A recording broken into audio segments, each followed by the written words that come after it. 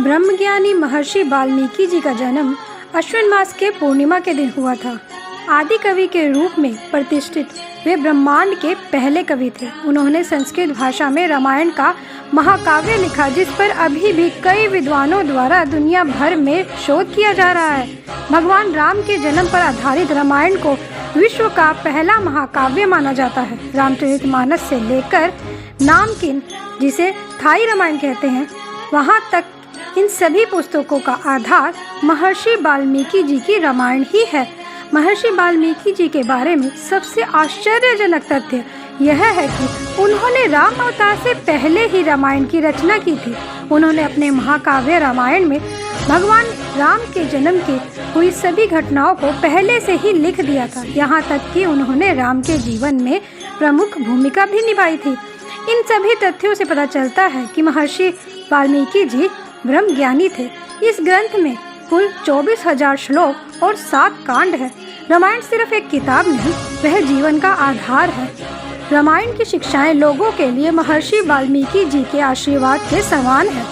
महर्षि वाल्मीकि जी अदिति और महर्षि कश्यप के 9वें पुत्र के पुत्र थे। इनके पिताजी का नाम वरुण और माता का नाम चर्षणी देवी था और इनके भाई का नाम महर्षि भृगु था। महर्षि वाल्मीकि जी का वास्तविक नाम रत्नाकर था।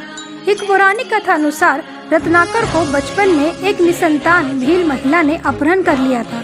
उनका पालन पोषण भील परिवार में हुआ था। वे भील परिवार जीने के लिए लोगों को मारते और लूटते थे।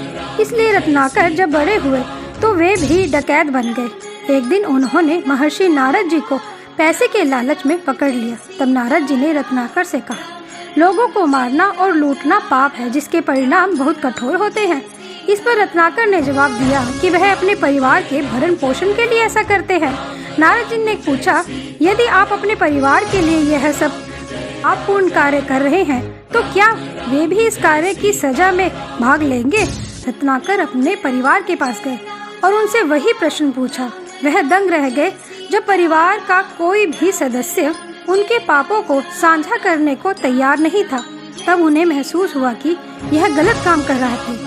तब वह नारद जी के पास पुनः गए। नारद जी ने उन्हें सही मार्ग दिखाया और राम नाम जपने का उपदेश दिया। जब नारद जी ने राम नाम जप करने का उपदेश दिया तो रत्नाकर जी राम नाम का सही जप नहीं कर सके।